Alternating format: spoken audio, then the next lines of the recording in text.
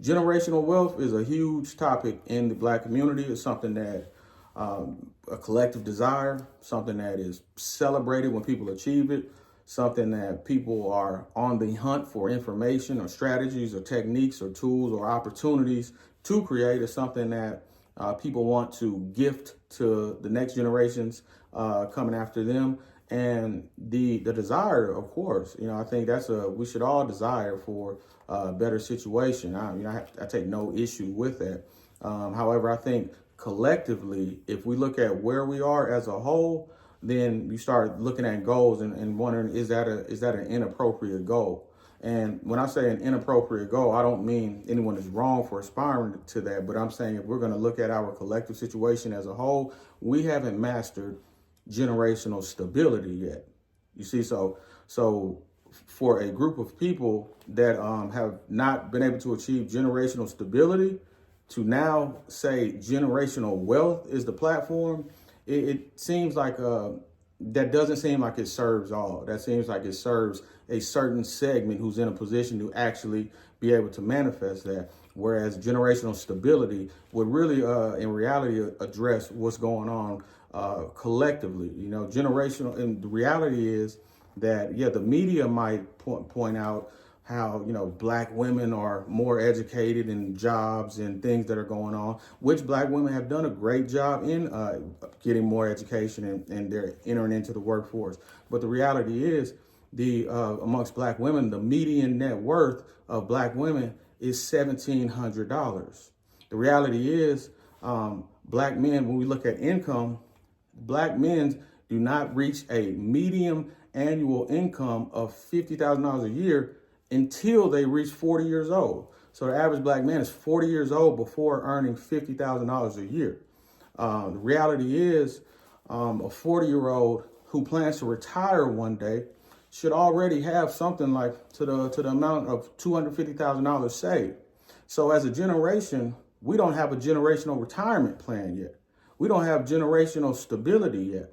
Yet we're promoting this generational wealth. I believe a collective movement to a $10,000 year, where we all set a goal collectively to save $10,000, and people talked about how you can save money and earn passive income and do that. That's a movement that would serve masses. That really is based in something that it's going to be challenges saving 10,000, but it's doable. It's a goal that you can set out. It's things that you can do to work towards that. That's something that can empower people. That's something that could help shift segments of people to stability. Because one of the challenges is we're living in survival mode. Survival mode is supposed to be a mode. It's supposed to be a place that you can go to temporarily. A law school student just graduated. Now he's studying 16 hours a day in preparation for the bar exam. He does that for 3 months. He passes the bar exam. He was in a mode. We live like that.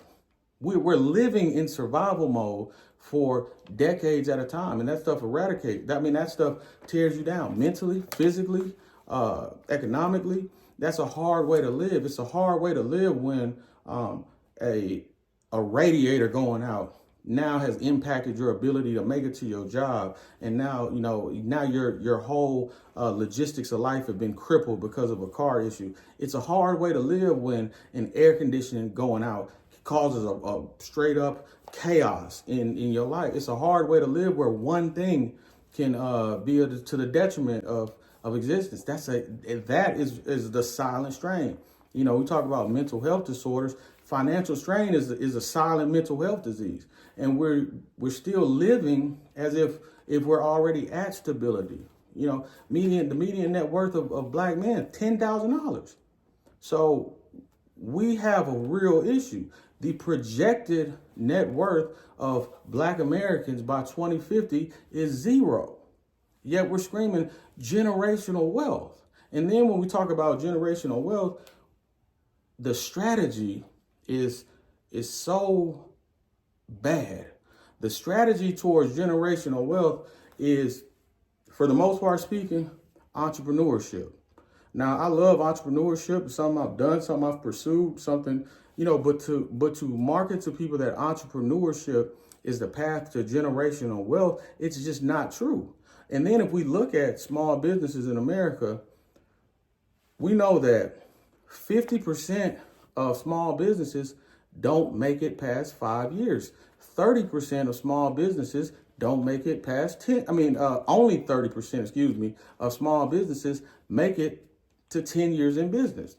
So we're trying to build generational wealth by practicing a strategy that has a 70% failure rating. It doesn't make sense. I sometimes see people on like a Facebook or something like that, and I'm doing this and starting this business to give generational wealth to my children and leave that to your children. And that's all fine and dandy. Do that.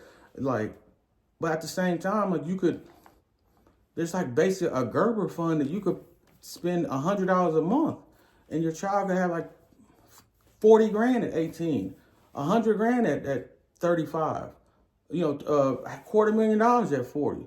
And instead of utilizing those simple tools, some of these simple, financial practices and instruments that actually are accessible to us, instead of doing those, we're going for these exotic plans. I'm going to open up a Subway.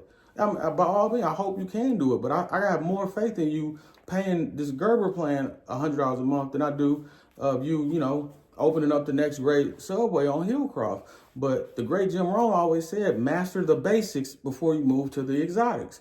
And we haven't mastered the basics.